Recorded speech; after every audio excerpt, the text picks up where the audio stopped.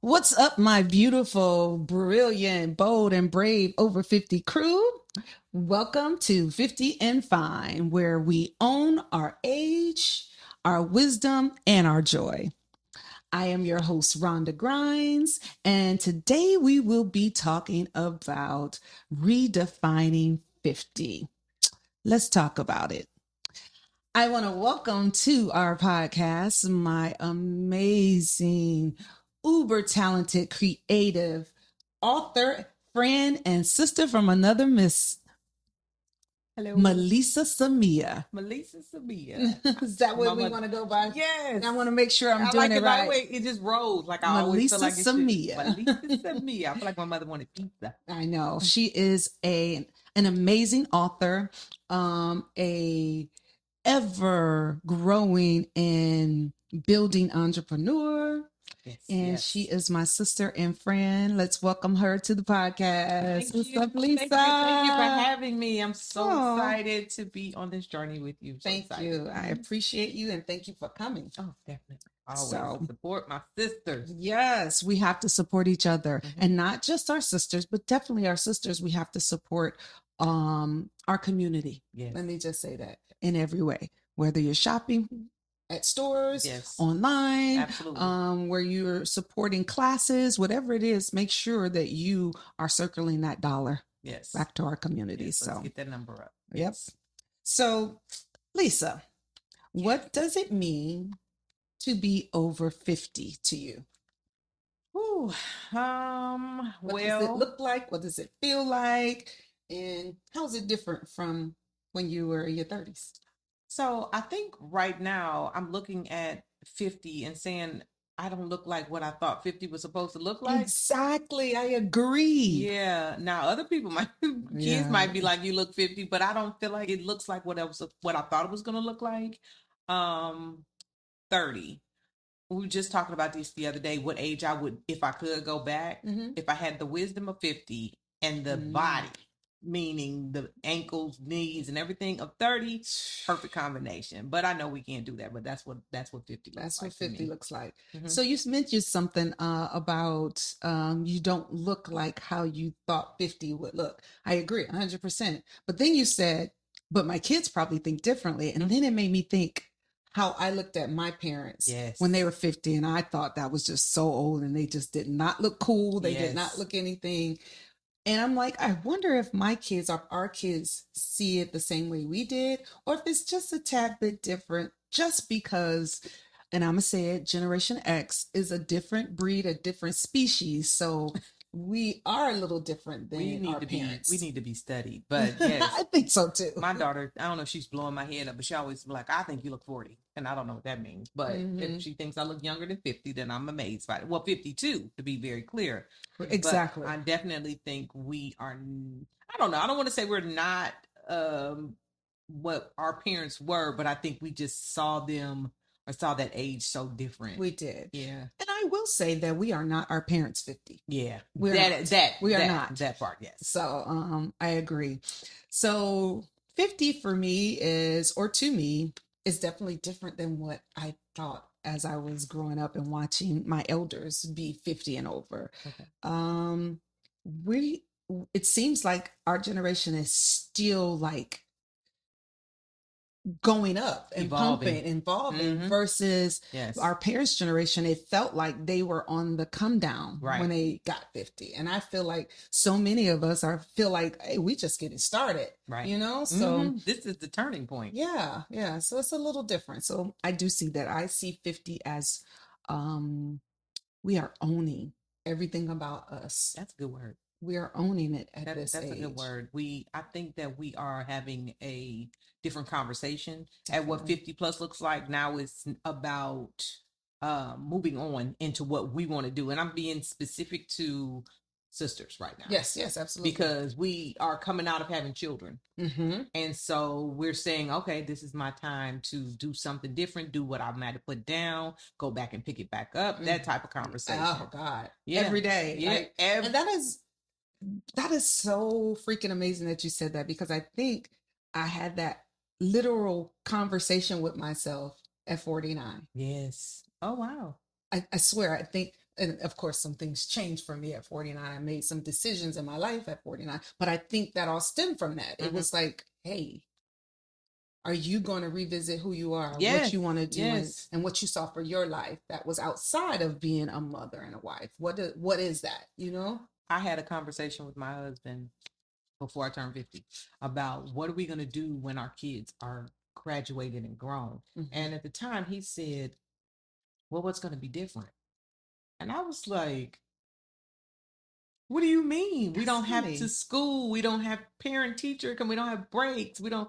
And it was just so funny how we looked at it so differently because I was sitting there like, oh, I don't have to come home. I can go on long trips and not have to worry about, these things. And of course, we understand it. We still have some level. Yeah. But it was just like my idea of what so that was going to look. And could that be, and this is no shade to men. Or the husbands or the co-parent, but it could be because they're not as actively involved in that rearing of the children, right? And the that details. everyday, daily not all kind of you. Not, some of you are in the trenches. No historically, shade. Yes, let's speak historically. Right. They're not as in that active daily, right? Scheduling and meals and all of that. So that's why it could have been like, well, what do you mean? Yeah, because so, we're like, I don't have that no more. What you mean? What I mean? I don't have to have a meal plan. Yeah, we can figure it out. But as the year passed, he started to see what I was seeing. He was like, oh, yeah. Now we get to because we without having to think about it, without having to plan in somebody's anything but yours, without having to be back. Right. So yeah. So I'm excited about what 50 plus looks like. Yeah, definitely. Yeah. So what does it mean to be fine at 50? What does that mean to you? And I mean beyond the physical. I was gonna say, I'm fine. I'm getting to be fine. Getting to the fine. Right. I'm getting there because I'm still not there. I'm fine with saying no. Ooh. That is what I'm fine with. So that's so funny. Adjust that seat. Yeah, I gotta adjust that seat. I am the queen of yes, and you know that. Yes, I am the queen of yes, and my no is becoming so much louder in my head and coming out my mouth and coming out louder than. And you have to practice not coming out aggressive. Right. I said it's louder in my head. Especially when you're a person like we were who was just so much into helping and trying to be that helpmate or whatever you need I can do person. Now it's just like, I'm sorry, what? Yes, I am fine with no. And I am fine with saying no without guilt.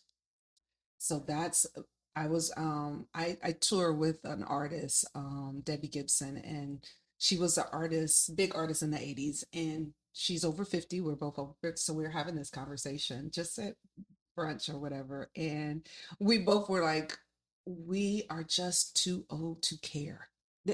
And the words were, we're just too old to give a fuck. We're gonna say what we feel, do what we want. We're just at that place when you're 50 and over that, yeah, I can say no, and I don't really care how you feel about it. Right, and I'm okay if you don't like it. It was ironic. For my birthday, my niece bought me a jar of fucks to give. I was so tickled. I was like, because I'm gonna give you one, and you get one, and you get one. And the other day, I just gave my daughter one. I was like, come back when you have some of these to give, because I don't have any right now. And that was my answer, and it was so funny. But yeah, we've given all of those. We've given all this space and energy, and now it's time to just say, hey, I don't want to do that. I do want to do that. Right. I think it's just that we're so much more sure of ourselves. Like we went through these stages in life in our 20s where we didn't know anything. And then our 30s where we are building families and learning and businesses. Yes. And then our 40s where we're coming into a place like we're winding down. So then I think when we get to the 50s, we're like, okay, yeah, I've seen, I've done, I've heard, and I have analyzed that this is what I want. Right. And this is what I don't want. Right. You know what I mean? Yes. I think that's where we are. I think that is a great place. So I'm fine. That's my definition of fine. I am fine with no. I'm also fine with my relationship. Or ships. So, and that's with everybody. But in particular, you were saying your relationship with your husband? You know, but I'm glad you put the S on it. Okay. Because as soon as I said it, I was thinking not just that Yeah, one, but my relationships with my friends, my relationship with my family members, my relationship with my husband, and my relationship with my children. So I'm becoming fine with that because at some point you just have to decide what works best for you, and then what everybody doesn't. else has to just understand or not understand. And even on my side, that where I'm good and where I'm not good, because I can definitely, my kids, they scare me to death with life, because as adults you have very little control. So I think that being fine with accepting their growth and that lack of control over and molding over it anymore. Because then that gives me time to be who I am. Because if I gotta hover over them, then I can't go be great because I'm too busy managing them. Exactly. So it's being fine with relationships growth, for sure. Yeah.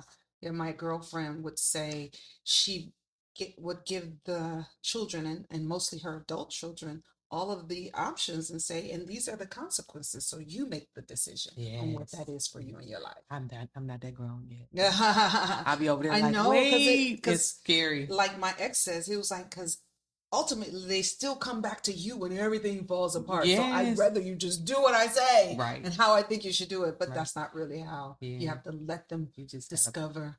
I gotta and fall. Well, I tell you my bubble.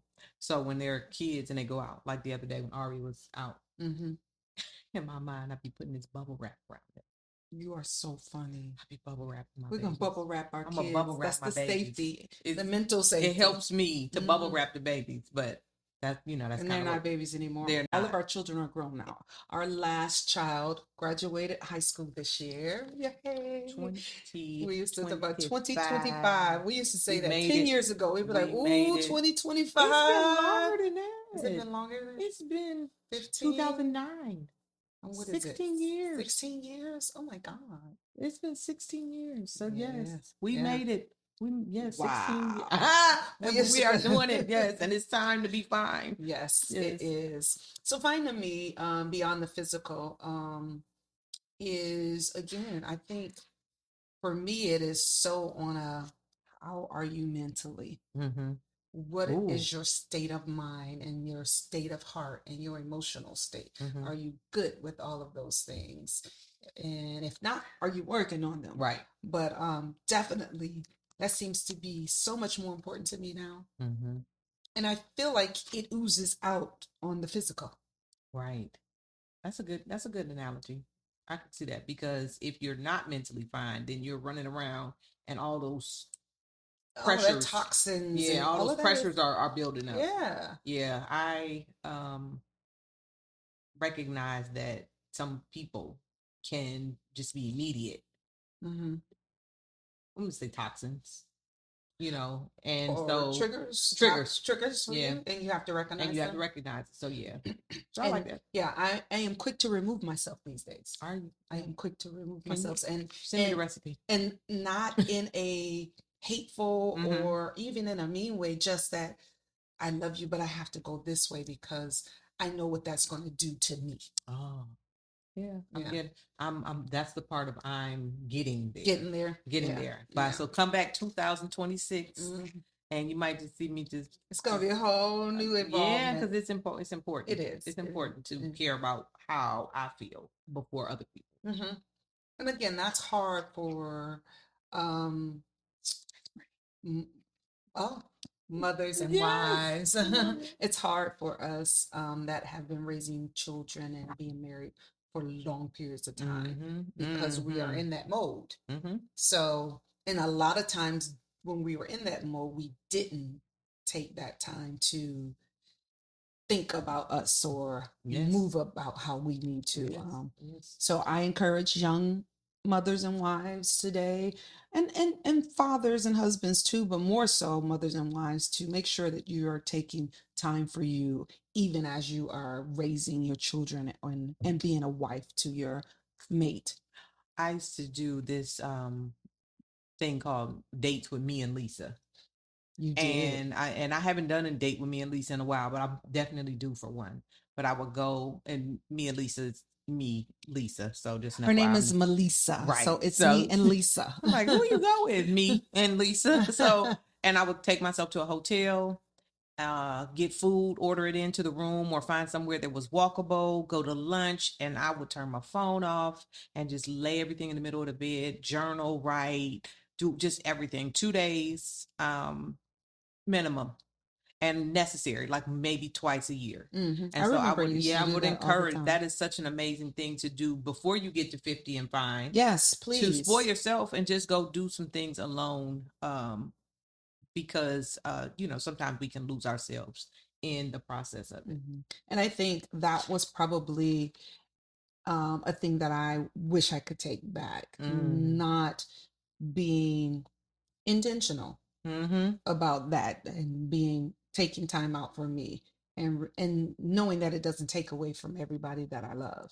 So yeah, so I am encouraging anyone that is younger that is watching this, do that now. Don't wait. Don't let it happen when you're 50 and you're like, oh my God, now you're rediscovering yourself. You should be rediscovering yourself on a daily, monthly basis, because you are ever evolving. Right. So and for those who are 50, it's definitely not too late. It is not too late. It's not too late. Go do the impossible. What you think is impossible. I know. It's hard. Yeah, because you'd be like, oh, my a friend of mine, same thing. It took her 250 to go spend a weekend by herself. And she was just like, oh, is this what this, like, do it. Do it. Just for do sure. it. So how do you think Gen X helped reshape what aging looks like and feels like? Okay. So of course we the water hose babies. We're the water hose babies. In case you don't, well, most of our audience will probably be over 50, so you get it. Yeah. But in case you don't know, that means we used to drink out of the water hose and walk down the street, sprinkle each other with the water hose. Yes. So I think that we have a certain level of you call that immunity from certain things, because we drink out of the water hose. It's like we don't drink out of bottled water. We don't drink. Yeah, what is that? We got the real minerals. So I feel like that kind of gave us a little bit of an age gap or distance. It did something, right? It did something, and we walked. Yeah. And we rode bikes. And we played and we chased each other. Yeah. So I think that keeps us young, because we know how to go outside and play. To this day. We know how to go outside and play. And I think that maybe millennials still have that part, because my older kids went out and played. Them younger two, yeah, they did go out. Yeah, they don't even know what outside. Well, they'll go a little bit, but I think that it's not the same. It's not. I mean, we had all kind of hide and go seek. Yes, we had kids on our porch till midnight. Yeah. Oh, I'm sorry, we sat on people's porch until midnight. Yeah, as long as your parents knew, because street lights came on, you had to be home, right? Unless they knew, okay, she's at such and such. Right, in within our within our corridor. But I think that being able to do all of those things shaped how 50 looks like, because I still walk 3 to 5 miles. So I have a funny, and then I'm gonna tell you what I think.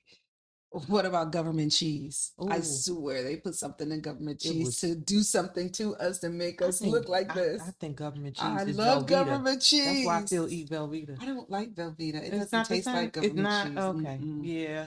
I agree with you that cheese was thick. Yeah, it was thick, and it melted so perfectly for grilled cheese. That's probably why I correlated with Velveeta. That's why you melt. Yeah, because of the way it melts. Government cheese and those bologna sandwiches, and that's not, again, I'm not dating myself, but if you lived over, we already date ourselves. We're both 52. We'll be 53 this year. Oh, maybe I'm neighborhooding myself, because maybe neighborhooding yourself. We had the neighborhoods that will give you the lunch during the summer. Yes, yeah, I was part of that. Those sandwiches with that thick bologna. That thick bologna with that piece of cheese was the best. So I would get that. I got that as well. Yeah. But I would take that bologna and put it in a skillet and fry it. Because fried bologna is the best, and that bologna was too thick for me to be eating. That's hilarious. No, I ate mine on the way back down the street. That's so funny. I would eat mine on the way back down the street. But we ate out of the church on what was it, 103rd, Union and Martin Luther King, and they would hand us those sandwiches and bags. And it's just amazing to me that they don't still have those services. Yeah. Yeah, they don't have a lot of those services. I don't know what. We would have because that was it. The paper bags with the sandwich and the juice. And what's funny is how, as much as it probably should be a trauma to some degree, Oh, it's not. it's It's so not. You see my nostalgic. It face? feels so good to Yes. remember that stuff. You see my face? Like, oh, I was supposed to be traumatized. Right, I'm supposed to be traumatized. Oh no! Oh no! And I'm not at all. Like, let me try. Oh no! I had these sandwiches that somebody gave me. We would have starved. Yeah. No, we wouldn't have starved. We'd have had to eat them. The ones with the aluminum foil all around them. Those TV, the original TV dinners. Oh my God. I'm gonna go all the way back. Yeah, they were so nasty. They were so nasty. So yeah, no, I loved it. Like we got to. That's why we're so independent, though. Yeah. Yeah. So all those things. I mean, catching the bus at 5 years old, the regional 5 transit authority 5. Let's just start with the 5 and on the bus with a 7-year-old brother. No, I was the oldest. I was 5 and my brother was 3.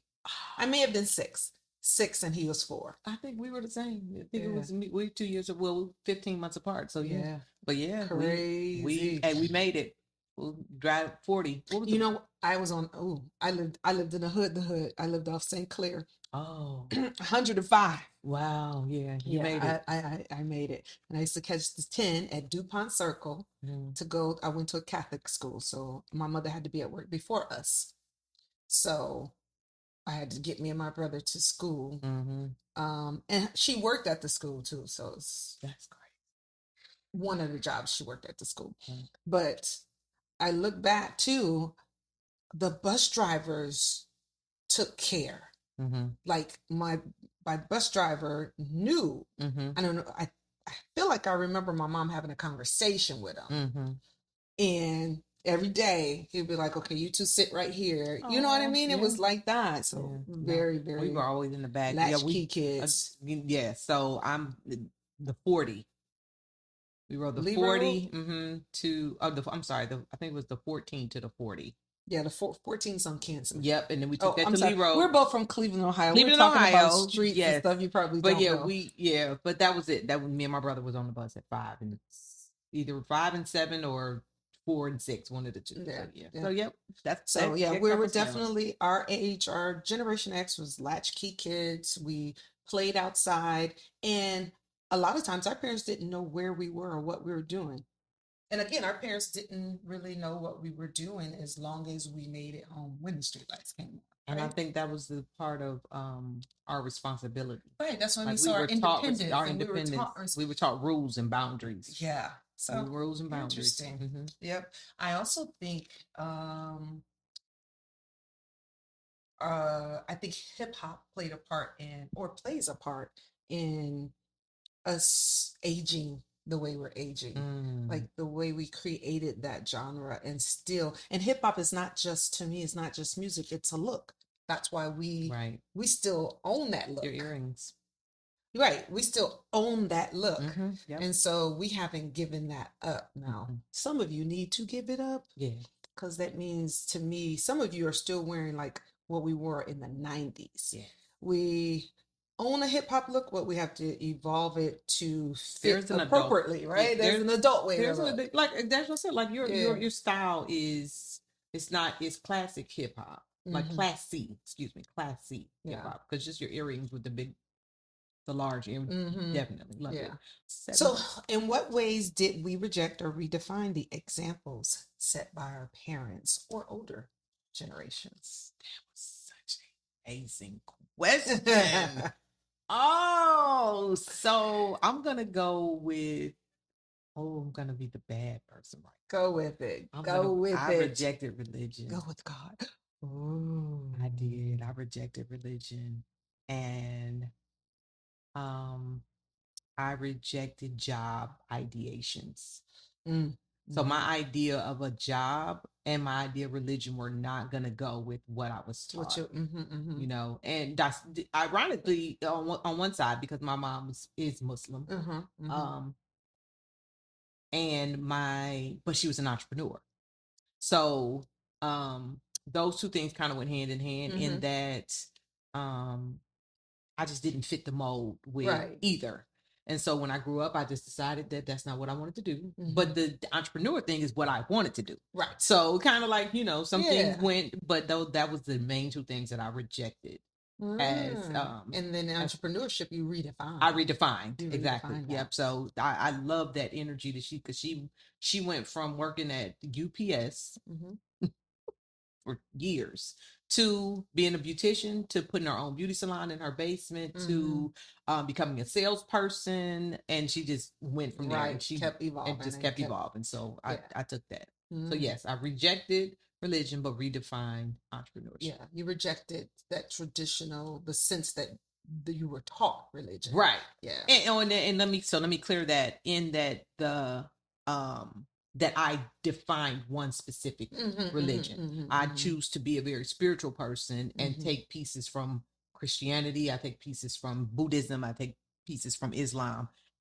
but to be specifically dedicated to that. Yeah. So those were mine too. Okay. I thought that was gonna be no, I catch, well, it's okay. Maybe, I mean, but someone out there resonates with that, and a lot of people resonate with that. I'm so okay with it to have the conversation, because that is what what has defined me within the last 25 years. Yeah. You. So for me, I think it would be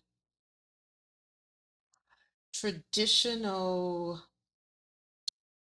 dare I say, gender roles within the household.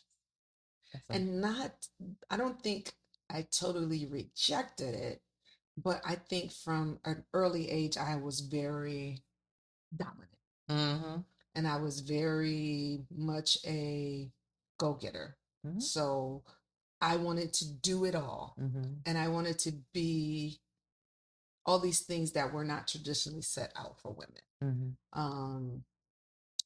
I was, I was class president of my senior class. I was in student council at the school, and then I wanted to be in the city student council. So I was doing all these things. And then, so when it became time to be with someone, really settle down, and I don't think I had a serious relationship in high school because I was that motivated and that into what I was trying to do with my life that I didn't have time for them. So when it became time to settle down, that was a hard thing to not adjust to get my partner to understand. Yeah, no, I believe I love to cook for my family, but I don't think that's my role. Right. I like it. And so, yeah, I definitely rejected those. And that was probably a battle within my relationship because of it. And I think there are a lot of people who are doing the same thing. And it's just, like I said, it's just conversations that we have not really had out loud, because you have so much to offer the world. Yeah. To have it boxed would have been. And I think that was very hard for me because I am like a bird. I cannot be caged. What? A butterfly. Oh, butterfly. Because a butterfly die in a cage. And, a bird can survive in a cage. Bird can survive in a butterfly will die. And I probably, but that's another story. Let's look, you just glazed over. Like, I know. Yes, but I definitely agree. So yeah, I think that was redefining. I think I was from my parents' generation. I think I also redefined what a woman and a partner looks like. Or I was trying to redefine what a woman and a partner looks like in a relationship. Like, because I'm an entrepreneur. Like, I can be on the sideline and I can be a cheerleader, but I'm also this, and I'm also a business owner. I'm also can be the head. We need to share those spaces. Yes. And I didn't see that in my parents' generation a lot. Yes. And I see it, and I think that it is it feels like it's questioned, and so I'm glad that you're saying that, because it's, again, somebody's listening, like, I needed to hear that it was okay to feel like I feel, because I was raised in this ideation that, this is where I'm supposed to be, and then to step outside of that almost feels rebellious. Right. And so I will encourage younger people and young couples to have these conversations and have them early and have real conversations about how you see the world, Right. and what your real belief system is to each other, Right. without judgment, so you can make real informed decisions about how you can be together or how you can't be together. It'll save you guys a lot. And it will actually make the journey better, because now we're doing this together, and I don't feel like I'm holding you back, you don't feel like I'm holding, and vice versa. So yeah, because you'll be 20 something years in, waiting on that graduation day to be like, okay, good, I gotta go now. Versus because that's a real that's a real situation. It's a real thing where So people are waiting it out, like, okay, no, do that for yourselves now. Yes. And it's never too late to start doing that either. So, but have those conversations. Somebody might not like it, but that's okay. They might be in the middle of it, like, it's okay. And I think that's another thing that is a myth, that you are going to be the same as you grow, and as the years go on, and you're not. And I think, and this is totally off subject, so I'm gonna go there and then we're gonna come back. We are ever growing, ever changing. So you have to choose every day to be with the person that you're with. Relationships, whether that's spousal or even friendships, you choose every day, because the people that we know are changing and growing. And you might not like how they're changing and growing, or it might not resonate with how you are changing and growing, and you have to make that choice every day. So know that. Which is kind of what we were talking about earlier with being fine with the relationships. Because who I was in the beginning of this relationship may not be who I am right now. Right. And so it is important. And honestly, if you're around somebody who has not changed, that's kind of scary. Yeah. Because we are don't growing. mean your core self. Yeah. We don't mean your core foundation. Evolved. Let me say not change. Yeah. Evolved. Yes, That's totally. the better word. Evolve. Because we don't want to, I don't want to change anybody. But I definitely would love to see other people evolve. And if my evolution does not match with your evolution, we can have a conversation. Okay. Right. Yeah. And then move accordingly. But again, we need to be aware and then make choices appropriately. Right. So that was off subject. Let's get back. Very much. So Good. What societal messages did we grow up with about aging, and how we have pushed back on those narratives? So we touched it a little bit, but let's go in a little bit deeper about some of the messages we received when we were growing up that we kind of push back on. I'm gonna go. No, I don't want to go back on that one. So I would think that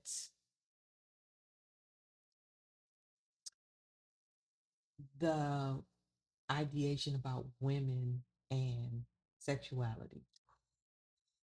My favorite subject. Yes, because we were taught somewhat to be the woman, the lady in the, not even the lady in the streets, and that we were kind of taught to be, to downplay our needs, our own needs for our own sexual needs. And now I think that we are definitely redefining what, or moving away from what we were taught. Yeah. Like, no, I need to make sure that I'm happy as well. This is not just for me to lay and take, and we all need to walk up out of here. Yeah. Feeling like we benefited from this. Even to the point, and we're going to have another whole episode on sex and intimacy, but to your point, even to the point of masturbation and a child masturbating, because it is actually a natural thing that happens.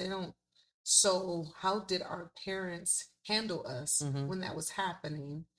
were you shunned? Were you told? You know what I mean? So even to that point, but yes, we talking about and then there were so many continual messages flooded through socializing about that would diminish or downplay what a woman should be thinking, feeling about her own sexuality.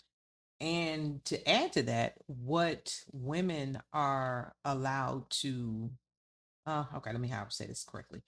How I don't know if we're politically correct anyway, so maybe she should say just how. Oh yeah, okay. Well, let's. I need to know because we got these cute outfits on. Okay, so we still real, right? So how men can do what women can't. So if for sure. if a woman has a we were just talking about this in the car on the way here. It's a guy. He's ironically Muslim, and he has multiple wives. And I know that's religion, but it was just a situation. Okay. And so one of his people was like, well, no, I don't like that. And I said, well, I would have been like, well, then I deserve multiple husbands. So I think the conversation was about how it's okay for men to do it, but it's not okay for women to do it when we all want to be pleased. And so that's just kind of like what I feel like we completely bucking against as in our generation, and the ones coming up under us is like, I'm not on this earth to sit here and just give you what you need. I need to get what I need, and that includes and being more vocal about it. And that includes multiple orgasms and money. It's not just about just me coming to make sure your plate is good. I need you to bring me my plate too some days, and that means that maybe you may get yours tonight, and I might. We need to be back having and forth. real conversations. Real conversations, like it's okay to be equal. I think that. Now I'm just speaking out loud. I don't know if this for a fact. That's all in my opinion. Opinions are wonderful. I think are amazing. I think sometimes women, our generation before us, were afraid or again socialized to not speak because of the fragile ego of a man. So sometimes men can't handle us saying what we need, how we need it, without them feeling like at a deficit when it's not. It's just like they have no problem telling us what they need. I need you to do it like this. Right? No problem. Right. But I think women have been shunned to say those same things, or if they did, the man made her feel away. Yeah, well, you know what I mean? Almost to the point. Well, where'd you learn that from? Why all of a sudden you want to do that like that? Well, because I want to try something new too. Right. What you mean? I mean, because we've been. Aren't we both gonna benefit from this? So what are we talking about here? What you mean? We've been doing it like that for like six years. Can we try something else? Yeah. And it's always that. Well, why are you feeling like? Why do you want to do it? Because I want to. That's it. You know, there's no answer. But I think that all has to do with that little ego is very fragile as it is, ego and pride, and there's probably not much room for it in real intimacy. But again, we can go into. Ooh, that could be that's a whole. It's a whole nother. That's a whole episode. Listen, that's a whole nother outfit. But yeah, I think that's the biggest thing that I have pushing back on what, and not even just for me, because I'm very vocal about what I like. Telling my daughters it is completely okay to say what you want and not be silent because this is your life too. Yeah. So that's the conversation that I for me to have 4 daughters. That's it. That's a conversation I have to have with them, because I don't want you to go through life miserable. None of us deserve to. My daughter told me, she said, life is too short to have bad orgasms. Someone else said that. I can't remember who said that. But it was the fact that she said it to me. I was like, oh, I have arrived. Baby said that to me out loud, without shame and without fault. Thank you, daughter. Thank you. I won't say which one. And wait, I'm going to question. And again, it's a whole nother episode. But what's a bad orgasm? Bad sex. But what's a bad orgasm? That's probably what I'm. Yeah. No, she needs to know that. Yeah. Because all organ. Because if you reach that point, it shouldn't be bad at all. But how you got there? Could be bad. I was about to say. Yeah, that's true. And she may have said bad. Life is no. She specifically. She said that. Bad organ. Yes. But I'm gonna go ask her what that meant. But the fact that she felt comfortable enough, that's another thing to really bring in that I'm so humble with, is having children who can have those conversations. Right. Could you have that conversation with your mom? What? No. I feel uncomfortable talking about it, thinking that she's over in heaven listening to me talk about it. So, That's good. That's yeah. good. Yeah. And I'm going to say that we have pushed back the idea that we can't have conversations or our children can have conversations with us that affect every part of their life. I've always wanted to have that open door and open book policy. And I have all boys, you have all girls. And I'm sure they don't want to come and talk to me about a number of things, but I've always tried to make it clear like, hey, they ain't what you doing or did that I ain't did or somebody I know experienced. So let's just have a real conversation about without it. judgment. Without judgment. Without judgment. With this advice, is your safe space, yeah, right? with advice, but without judgment. Yeah, Mm-hmm. because then that's a good conversation. Yeah, because I don't believe I could have those same conversations with my parents.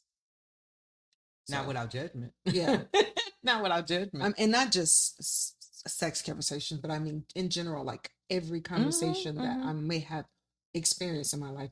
Can I go to? So I think we push back on that. And I think just for a quick sidebar monologue, if those are absolutely necessary to have those conversations or to open up those windows and doors, because if they can't have the conversation with you, they're gonna have that conversation with somebody. And so it's okay to be uncomfortable, but it's definitely being open is we're going to be uncomfortable. I don't want to hear about oh God, no. And I don't want to even have the visuals, but I think it's very important. Yeah, because no matter what happens, I'm going to give you the safe space. No matter what happens, I'm always thinking about your best interest. Right, exactly. Yeah. So okay. Well, what do you think? Why do you think turning 50 used to be feared and seen as a decline? Ooh, I think because that age you feel like you should have arrived at a certain place, and a lot of us are still arriving. We're still on our way. I'm sorry, we're not arriving. We're still on our way. And I think that because we are starting to accept that it's all a destination, you'll never really arrive anywhere. It's all a journey. Yeah, it's all a journey. It's not the destination. It's all a journey. And it's ongoing. So there is never an arrival place. So even when you get to this place, so we're at 50, you start another you start another road. You're on to I'm going to make a right now. Okay, so when I get to that place, maybe when I turn 60, okay, I'm going to turn back left, and maybe I'm going to turn into this grandma of the year. We'll see how that works out. Yeah, but we that and see like the conversation about like grandparenting, like, oh, you got to be grandma. I'm sitting here like, well, I just got over being mom. Well, not that I'm ever over it, but I know what you mean. Mom like actively raising, right? Actively children. Raising. So, so again, I think that having getting to the place where you're just like, okay, I'm okay with continuing this journey and not feeling like I should have been here. I should have had this by the time I was 30. I should have been here by the time I was 40. I don't think I have those anymore. And I think that's what was different about previous generations than ours and younger generations. Like they had more set ideals about, and I think they worked towards those things. Like the watch. Yeah, like I'm retiring at this age. You know what I mean? So they were different and we are totally different. We have, I think, empowered ourselves with the journey. It's the retirement watch. And that was a really big thing. And that was a real thing. It was a real thing to, I'm going to retire. I'm going to get my watch. They're going to give me my 30 years. And me, I was looking like, I cannot imagine being anywhere for 30 years. But again, that's how we've evolved as a generation. Exactly. So that's the difference. That's why there's so many more entrepreneurs. We think a little different. And I think we're probably the first generation to realize that it's a journey. Yes. And not the destination. Yes. And so we're looking like 50. What do you mean? We're just getting started. right? So we did that one thing, now we're doing this thing. And Mm-hmm. so yeah, I think that's what's different about, I think it's also myths and untruths that was sold to us, or maybe they're not necessarily untruths, but they were for um a different level of wealth. Mm-hmm.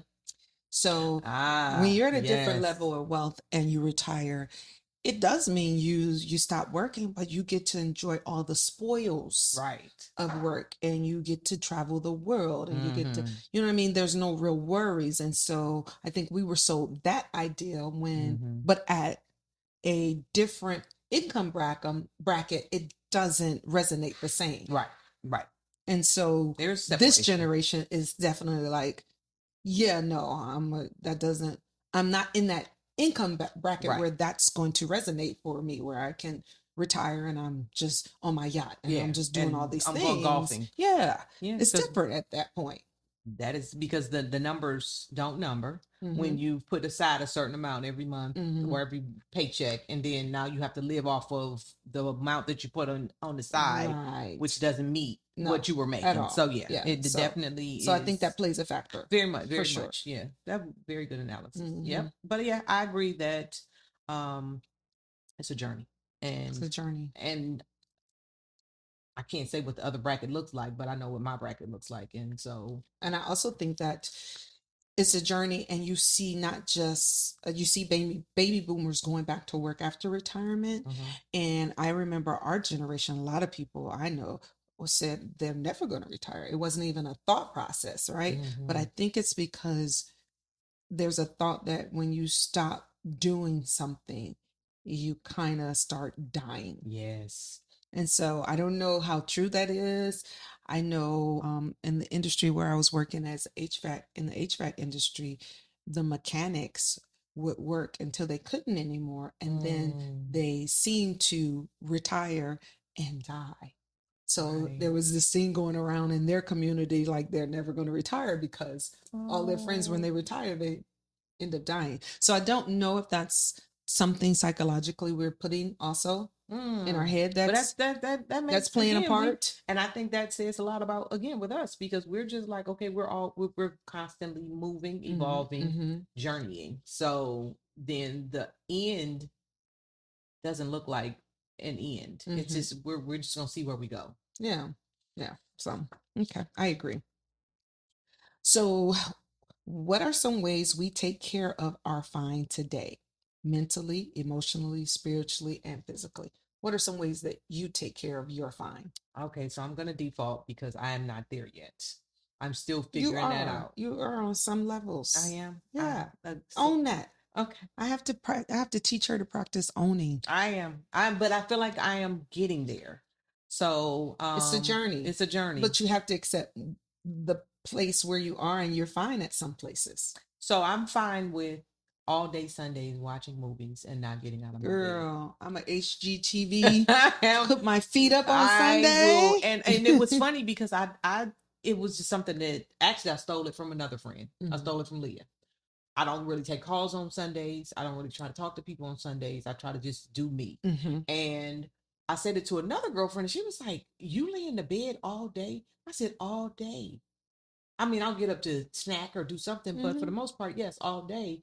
And it was just so shocking to somebody else. So I just thought that this was like, Oh no. So You yes, can so ask my that is children. They're like, oh yeah, she's upstairs watching HGTV yes, with her feet up. I am a Sunday girl. I will. That is my day to do de-escalate and just kind of wind down. And if the week or 2 weeks have been too bad, I'll make 2 days of it. Yeah. So that is one way I'm that I take definitely care of that. myself. And now I do go and pamper myself. So Good. yes, you're right. I am doing more. Good. Finding a way to go, just get my nails done. Isn't that just like, as small as it seems? I remember raising children. It was not on my list every week to do, because your or hands every don't 2 be in weeks. water. It wasn't even about my hands being in water. It was just like it wasn't important. I didn't prioritize it. Yeah. But now it's just like, oh, I have to go get my feet and my hands done. Yes, and But it should have been a priority. Let me say that. Y'all make it, those kind of things don't not make it a priority. Yes, I had was laughing with my brother the other day. We were talking about something, and I was like, I'm moving into my soft girl era, and I think that that word got floated around for a couple years. But when and what ironic, I asked my husband what he thought a soft girl was. You know what they think of soft? This is off task, off task. But What did he say? Him and a couple. It was another husband, and he was like, "It means somebody you can like run over." I So we would Not love in to hear. any definition. And so I came up with the Really? slogan. I said, I'm a soft girl, but don't think I'm a pillow. So because that was really what they thought, that soft girls were people that you could just run over. I said, no, it just means that we want to relax and be able to lay back and not have to put on the armor that we had. The armor and the new word, the masculinity and all that other stuff. So I just kind of want to go get my nails done and still be able to take care of business. Like, this is something that I want to do for me. So when I told my brother that, and I was like, you didn't see my nails? He was like, I didn't pay them no attention. And I said, but I did. That's what my new journey is about. It's spending time on myself and taking the time out for myself to just be at a clicker. I just want to. That's the only reason I got them. Sorry. That's all. So I think I am doing some of the same things, but You've always been soft girl. No, I have not. Well, you look like. Looks are deceiving. Okay, well, you've been deceiving. They are not. No, I have, just like I said recently, it has been part of my priority. I even have it on my board to go get my hands and feet done. I also have it on my board to try to get a massage at least twice a month. But I wasn't doing that before. And working out. Yes. Working out and meditating in the mornings. I'm not I used to be a gym person. I used to be a gym person. I used to teach aerobics and be in the gym and all of that.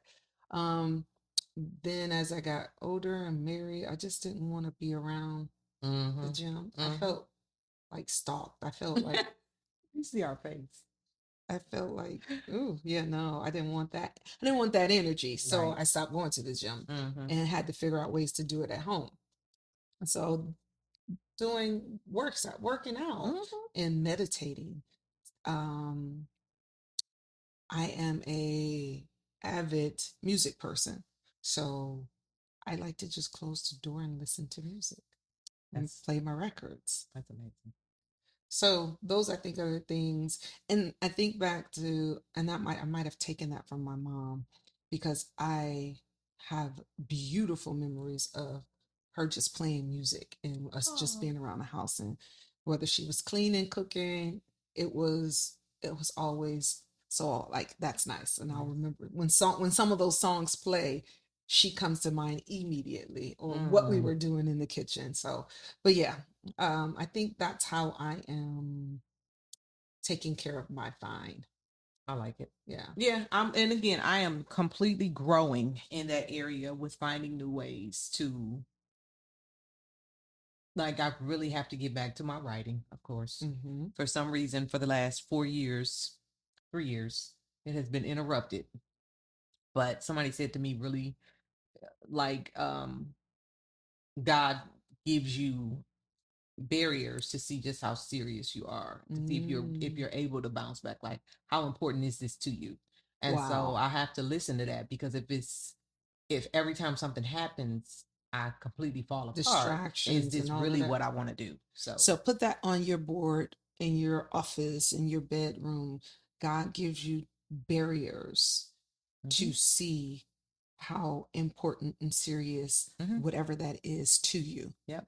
Because it honestly happened at the same time, both years, the years that I was releasing my book. So I was just like, oh, when they said it out loud, I was like, okay, all right, I hear you. And as I do this, I will keep that right here. Yes. Yes. Big. And I'm yes, I see you keep coming back. So yes. Yeah.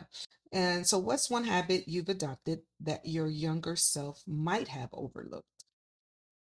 Habit that I've adopted that my younger self may have overlooked. Ooh, that's a hard one. I think it's a hard one too. I think I have adopted Me time. And I know it sounds simple, but I didn't take me time in my younger self. When I was in my 20s, there was only me time. When you decide to share life with someone, I gave up my me time subconsciously, not know, you know what I mean? And then you look up like, wait, hold on, because you're so concerned about everyone else and the end goal that I wasn't thinking about myself. So that's what I mean. That got overlooked. Just thinking that there was an end goal. Yeah. Because it's a journey. So now that you gave me an example, I love that, because I think that what I overlooked is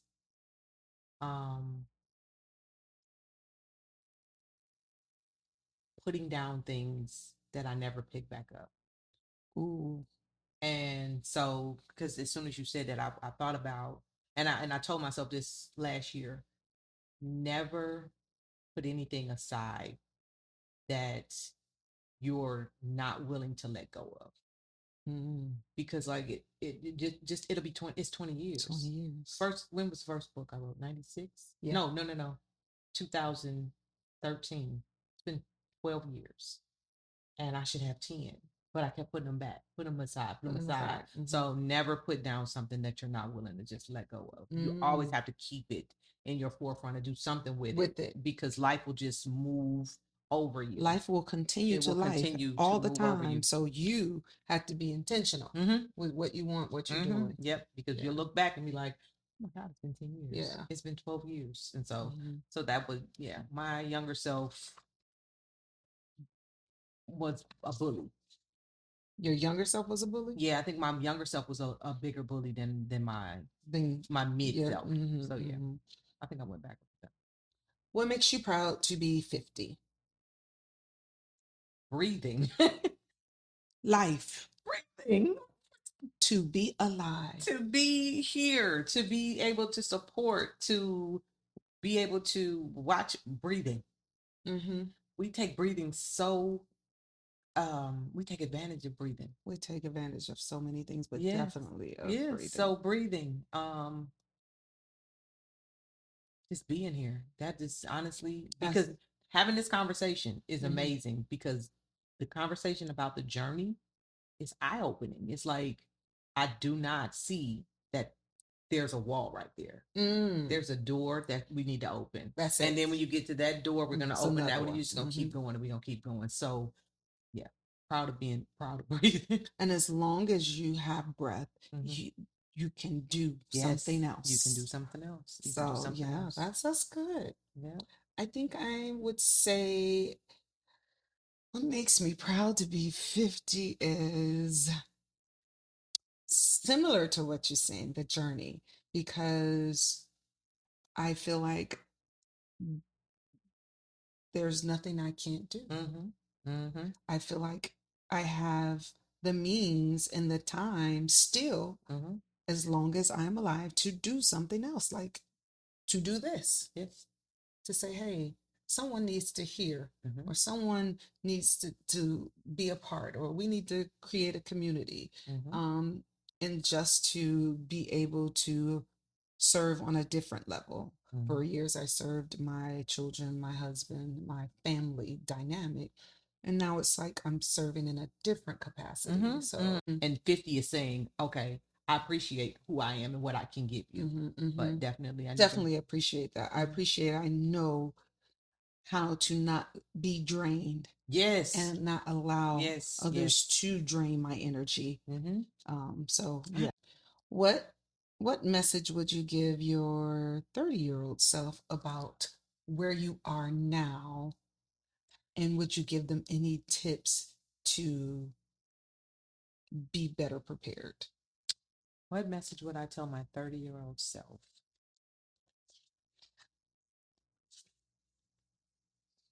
Hold on. Hold on. Tight for the ride. That's good. Yeah, hold on tight for the ride. Yeah. And what was the second part? What tips? What tips would I give to myself? to prepare? Would you get, or would you give I them any wouldn't. tips? No, I don't think I I would don't either, but think go no. I've ahead. always said that if Let it somebody be be like, if you could change authentic. something about yourself, I wouldn't, because then I wouldn't be me. Yeah. I wouldn't have the experiences. I wouldn't. I am a total believer in the experiences make us who we are, good Yes. or bad, whatever Mm-hmm. they were. Yeah. But they all were lessons. Everything in life that happens for anybody, to me, is a lesson. There's an opportunity for you to grow in some capacity. Yeah. So, yeah, that's why I don't have a lot of regrets. Yeah, there's some things I did wrong and hurts I wish I could take back. Mm-hmm. But I also know that some lesson had to be learned because I Mm-hmm. wasn't getting it Mm-hmm. some way, or they weren't getting it Right. in some capacity. So I would tell my 30-year-old self, be and stay in the moment, Oh, I like that. Be and stay. because that's all you have. That's This it. is a That's it. collection of moments. Mm-hmm. Mm-hmm. So be and stay in them. I like it. Any tips? Again, I wouldn't, because I believe in ebbs and flows, and I believe life is supposed to life. Mm-hmm. So no, I'm not going to give you any things to avoid, anything. No, Because it would actually probably just throw you off. it's just going to change. You're still going to have something else. Right. And So be prepared. That's what it said. The only thing I would say is hold on. yeah. And listen, Mm-hmm. and listen.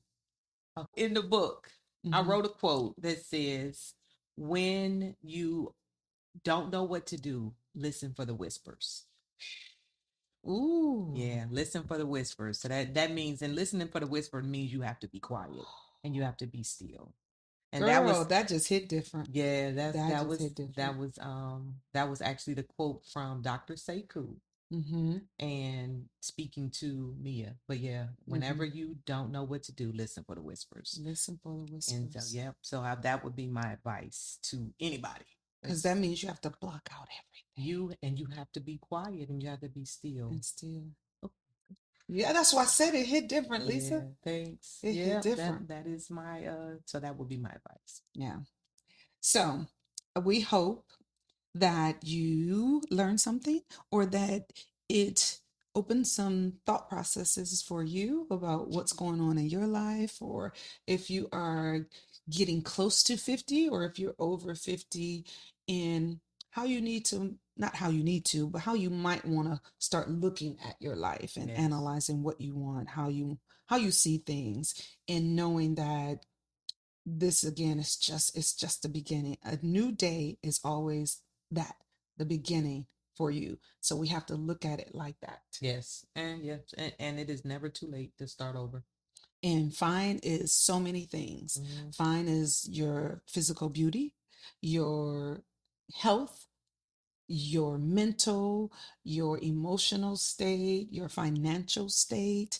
Mm-hmm. Fine is 50 and fine is all of those things. Yes. So check on them, work on them every day, and find a way to be okay in those spaces. And maybe not okay in all those spaces at any given time, but that you are actually working towards that being fine in that space. At least that's what I think. Yeah, yes. And again, we said it. I'm fine. You know, people be like, "How are you?" I'm fine, and we just say it. We just rolls off It our just mind. rolls off. It just rolls off. But get to the place where you are, because this next journey for me is peace. This next part of my journey is finding peace, and so I'm okay with. I really want to say, when you call me, "How are you?" And I think I want to change even saying that, because I think it's not authentic. I don't think people ask, how are you, because they really want to know. It has just become a greeting. That makes sense.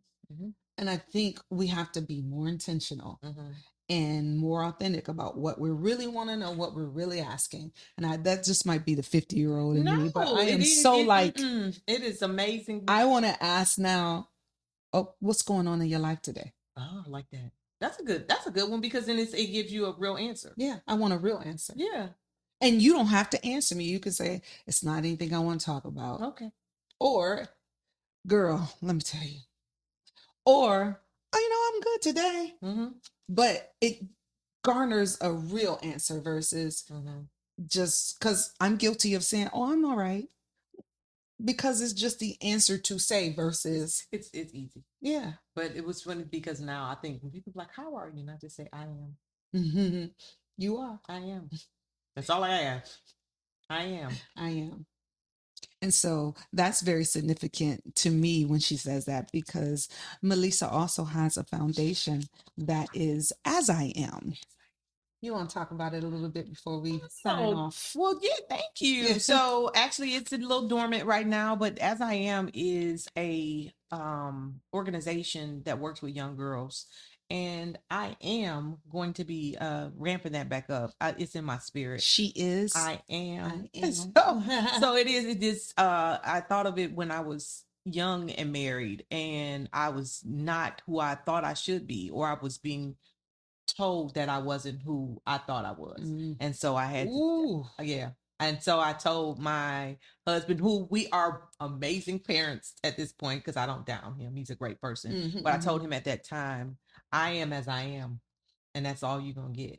And so I made the organization, I've named the organization As I Am, because I wanted girls to be completely confident in who they were. And so that's where it comes from. And so when people say, how are you? And I just say, I am. I am.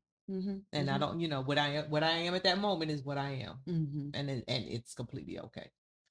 Yes. So thank you. Thank you. Thank you for coming out having me. again. This has been amazing. Yes, I'm it so is. proud of you. I'm looking forward. Thank you. This is yes, because it's necessary. So keep. I know I don't even have to tell you, but keep it going. No, you do.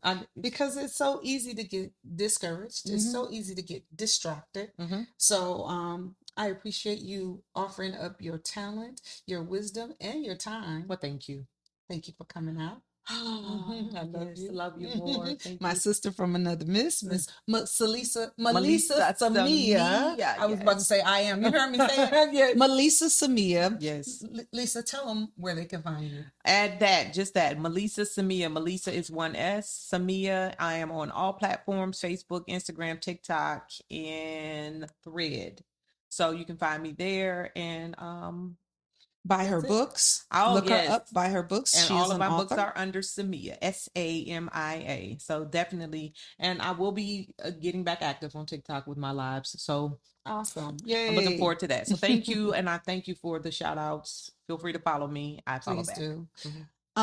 Well, again, my name is Rhonda Grimes. I'm your host. That's it for today, beautiful people. And remember, aging is a privilege. Thriving is a choice.